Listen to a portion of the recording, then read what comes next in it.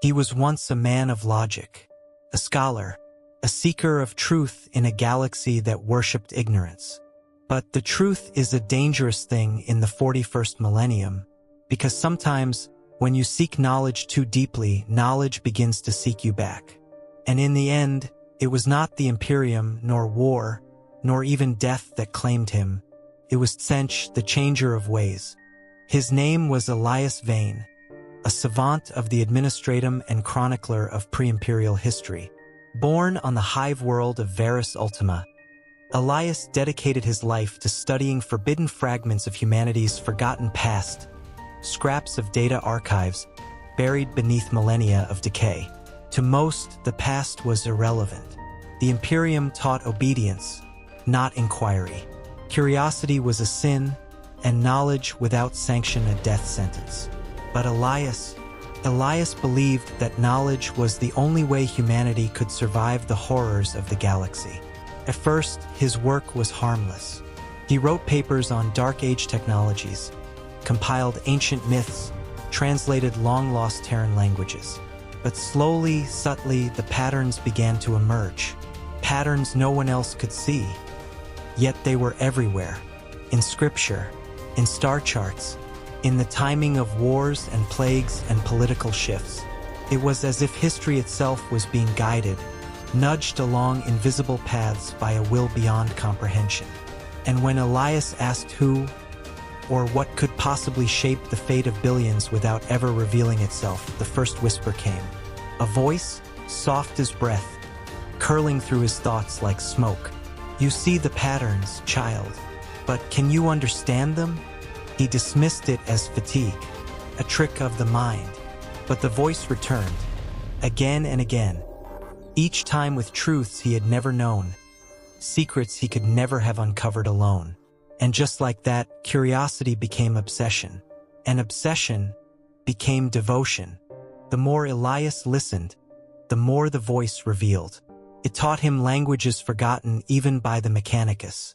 It showed him how to weave subtle sigils into data streams to hide his work from Imperial eyes.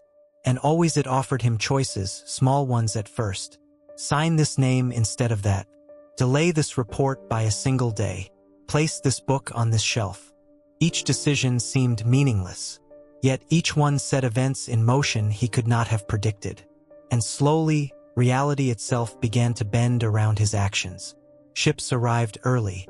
Officials died unexpectedly. A planetary governor changed policy on a whim, aligning perfectly with Elias's research.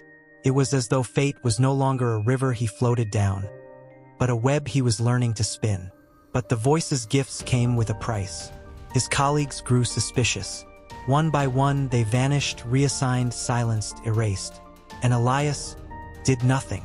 For by now, the voice had a name, Tzeentch, the great conspirator, the architect of fate, and Elias had become his willing student.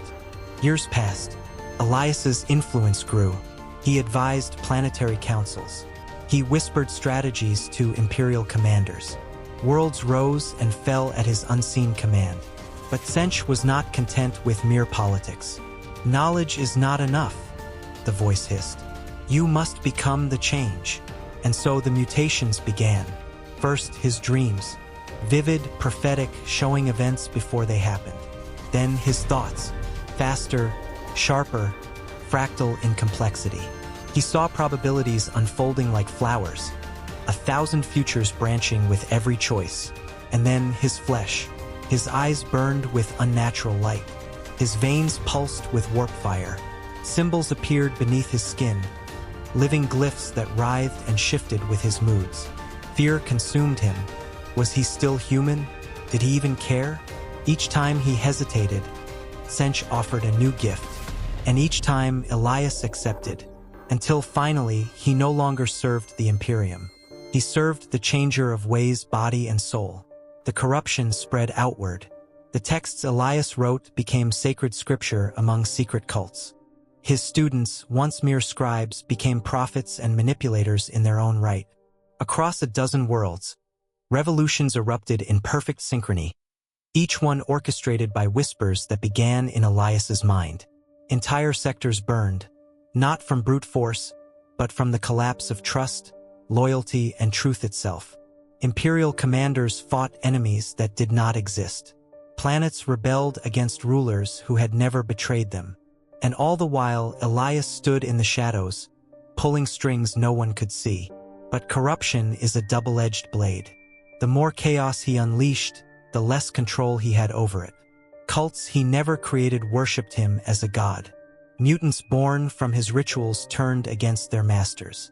Civilizations he sought to reshape descended into madness. And Tzeentch laughed, for this too was part of the plan. At last, the Imperium could ignore him no longer. An inquisitorial fleet descended on Varus Ultima. Orbital bombardments scorched the hive spires to ash. Billions died. But Elias was no longer there. In a hidden temple carved beneath the ruins of the planet's crust, he performed his final ritual, the culmination of decades of subtle manipulation. Warp flames engulfed him. Reality screamed. His body shattered into 1,000 shards of possibility. And from those shards, something new was born. Not man, not demon, but a being that existed between futures. A living paradox, every choice and consequence woven into its form. The Imperium called it a demon prince. The cults called it a god. But Tzeentch called it by a different name, my greatest work. And in the echoing void, the last spark of Elias Vane, the man who once sought only to know, smiled. For he had become more than mortal, more than fate, more than destiny itself. He had become change.